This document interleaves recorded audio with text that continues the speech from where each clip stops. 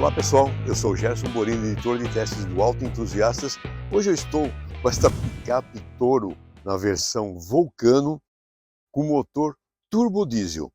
Eu já estou usando esse carro há 5 ou 6 dias e vejam só, eu já rodei 1.200 quilômetros com esse veículo e até agora a média de consumo está na casa de 14,5 quilômetros por litro. Essa quilometragem toda eu fiz basicamente andando muito entre Campinas e São Paulo, uma picape bem bonita, nessa versão Vulcano. Ela tem alguns detalhes cromados que a gente vê nesses frisos aqui em volta da janela, essa barra longitudinal no teto, as maçanetas, a grade tem a moldura bem cromada.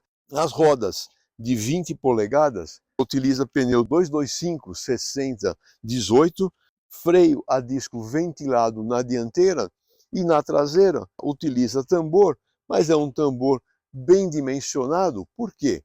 Essa picape ela pode carregar até 1.010 quilos de carga entre a caçamba, que tem 935 litros de volume, né? E os 5 passageiros aqui dentro. A Toro, quando foi lançada, ela criou no segmento uma nova categoria, né? Que eles chamaram até de SUP, que seria o Sport Utility Pickup. A Fiat celebrou 500 mil picapes Toro vendidas no Brasil. É um número bem interessante, né? Comprimento total 4.945 milímetros e o entre-eixo 2.990. Dá uma distribuição boa de peso, dá um balanço muito bom a hora que a gente faz passar em lombada e tudo mais. Nós vamos ver já que vamos fazer um trecho urbano aqui por perto. E como eu havia dito, aqui na dianteira, com o logotipo Fiat bem grande, moldura cromada ao redor da grade. Aqui na parte superior seria luz de rodagem diurna, farol principal e luz de neblina. A vantagem do farol principal é que ele tem um sistema de auto automático.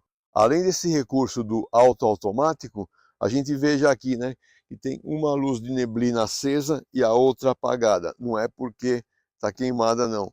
Na verdade, isso aqui faz a função de luz de curva. A roda está esterçada para a esquerda, então automaticamente essa luz de baixo aqui acende para te iluminar aquela parte interna da curva. É um detalhe bem interessante e bem bacana. Assoalho e laterais da caçamba é toda revestida com essa capa plástica. Capota marítima aqui também, ela é bem robusta. Os pontos de fixação de carga são 4 pontos na parte inferior e mais 4 pontos na parte superior, o que é muito positivo também para fazer a amarração de carga. Aqui na parte traseira, né, tanto o acesso, a gente vê que primeiro a porta traseira ela tem um bom ângulo de abertura, né? Ela tem a boa vedação também para a parte de ruído de vento. Acomodação, o banco dianteiro está ajustado para a minha posição de dirigir. Eu diria que fica um pouquinho apertado para uma pessoa da minha estatura, com 1,81 m de altura. Precisa de um pouquinho de generosidade do motorista para dar um espaço melhor. É aquele conforto, aquele espaço que a gente tem numa picape ou num SUV do tamanho compacto, né? Ela é um pouquinho maior que um compacto, um pouco menor do que um médio. Apesar do longo entre-eixo, para preferenciar o volume da caçamba, prejudicou-se um pouco esse volume de acomodação dos passageiros. Mas mesmo assim é suficiente. O ângulo do encosto também, mesma característica de picape, é um pouquinho mais levantado, então acaba ficando um pouco mais, você fica sentado um pouco mais em pé nessa traseira aqui. Descansa braço central, o revestimento é todo nesse tecido que imita couro, é bem agradável ao toque, né? O motor, 4 cilindros, 2 litros, turbo diesel, 170 cavalos a 3.750 RPM, torque máximo de 35,7 kgfm a 1.750. Ela acelera muito rápido, ela tem bastante força principalmente porque ela tem um câmbio de 9 marchas, um câmbio automático de engrenagens epicíclicas, como a gente gosta, com conversor de torque, que tem pouco escorregamento e traciona muito rápido. A tração primordial é no eixo dianteiro e a gente tem a opção de acionar a tração 4x4, onde entra o eixo traseiro sob tração também. E aí ele faz a compensação ou a distribuição dinâmica de potência entre o eixo dianteiro e o eixo traseiro. Ela começa com 148.490, ou seja, essa é a primeira versão Toro, ainda com motor flex, o T270. Essa versão que eu estou testando, ela tem preço base de 197.990. Nessa cor azul jazz, ela custa 2.490 a mais.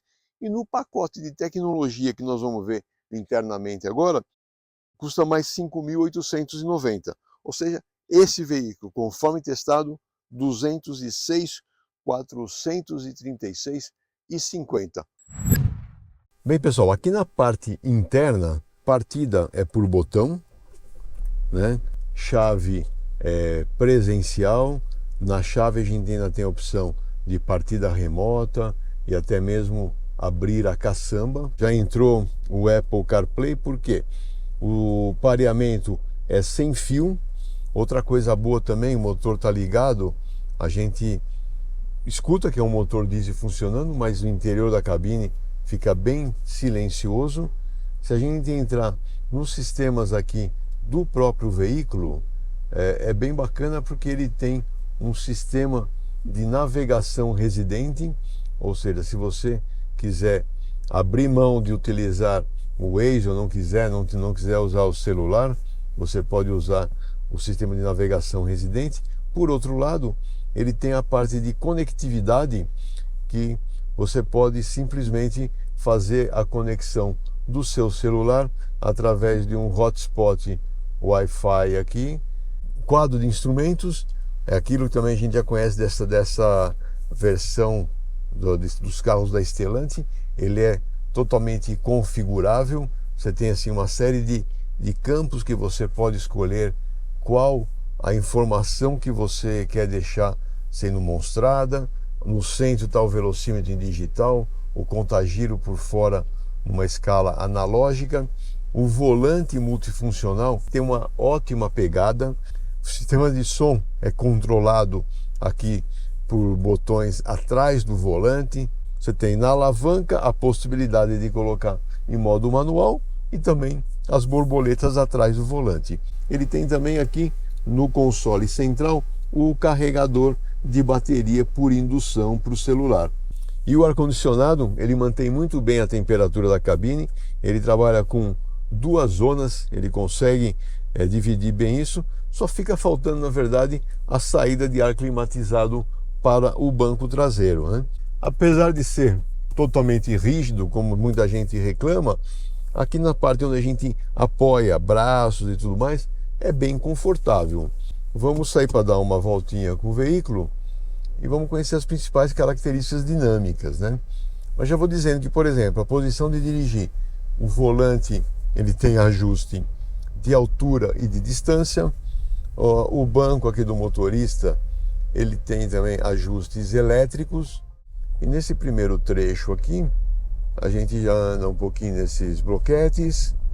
E depois um pequeno trecho de paralelepípedo, para a gente ver também como que é. Aqui, ó, um pouco de paralelepípedo. A gente já vai vendo aqui, ó, lombadinha no paralelepípedo, aquela passa bem suave.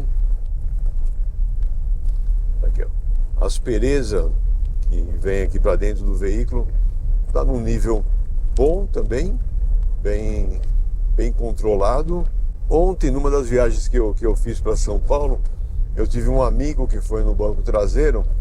Ele reclamou um pouco da parte de ruído no banco traseiro. Vem aquele boom, né, de rodagem, mas isso não impediu da gente conseguir conversar bem aqui durante o carro. Foi uma observação que ele me passou, e como também é um engenheiro da área automobilística, a gente leva em consideração a avaliação e sabe que é uma pessoa que também tem critérios nesse tipo de comentário, né? E aqui um trecho de terra também, o nível de ruído de rodagem é bem agradável. E agora a gente entra aqui numa avenida com asfalto bem remendado, que dá também outra característica para a gente, que é a parte de absorção de impactos, né? Aproximação de lombada na frenagem, eu já sinto o pedal de freio com uma ótima progressão de esforço.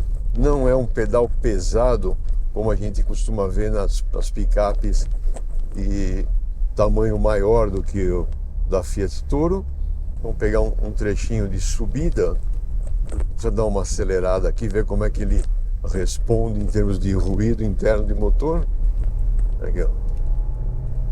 Basicamente a mesma coisa, você escuta o motor crescendo, mas não é absurdo o nível de ruído interno. Parte de direção, vamos ver aqui como é que é o retorno. Ver que o retorno é bem espontâneo, e o conforto da suspensão, a gente vê que ela vem negociando bem o piso. Você não sente que a traseira vai arremessando, porque normalmente picapes desse tipo, do tipo médio, né, que usa feixe de mola na traseira, acaba arremessando demais quando está vazio. Nesse caso aqui, é uma suspensão McPherson na dianteira e multibraço na traseira. Sendo que a multibraço na traseira, os amortecedores são telescópicos, são bem longos também, né? Então acaba tendo um bom curso da suspensão traseira, que utiliza molas helicoidais. Outro fator que dá um certo conforto. A mola helicoidal é de constante linear, ou seja, ela trabalha com uma carga linear, e aí ele utiliza os batentes de Celasto, que a hora que apoia no batente, ele faz o segundo estágio da suspensão. Então, a hora que você carrega, aí ele entra esse segundo estágio e trabalha um pouco mais.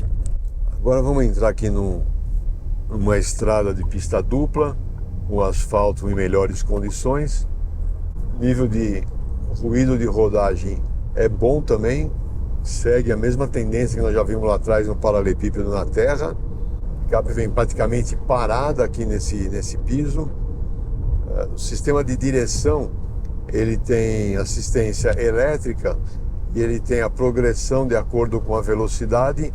É possível também ajustar o quanto que você quer que isso aqui cresça em termos de ajuste. Então tem várias configurações que são possíveis de serem feitas.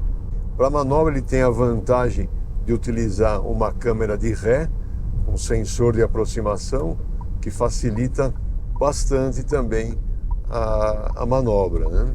Apesar de ser um carro relativamente longo, né? Quase 5 metros. Um dado interessante é que esse novo sistema aqui, ele tem o controle 4x4. Você tem uma tecla que aciona o 4x4, uma segunda tecla que aciona o 4x4 low, que seria a reduzida.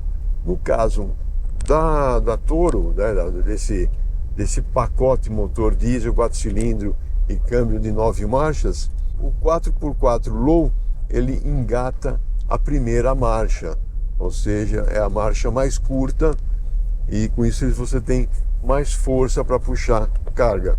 Tem o controle de descida, ela tem o sistema de permanência em faixa, né, que ele mantém realmente o carro dentre as faixas quando elas estão sinalizadas, obviamente. E você tem a opção também de deixar ele ser mais intrusivo, menos intrusivo ou numa mediana. O conforto do banco é muito bom, como eu disse, já rodei mais de 1.200 quilômetros e olha, estou inteiro. Espero que vocês tenham gostado desse vídeo um pouco mais sintetizado. Obrigado pela sua audiência e até a próxima.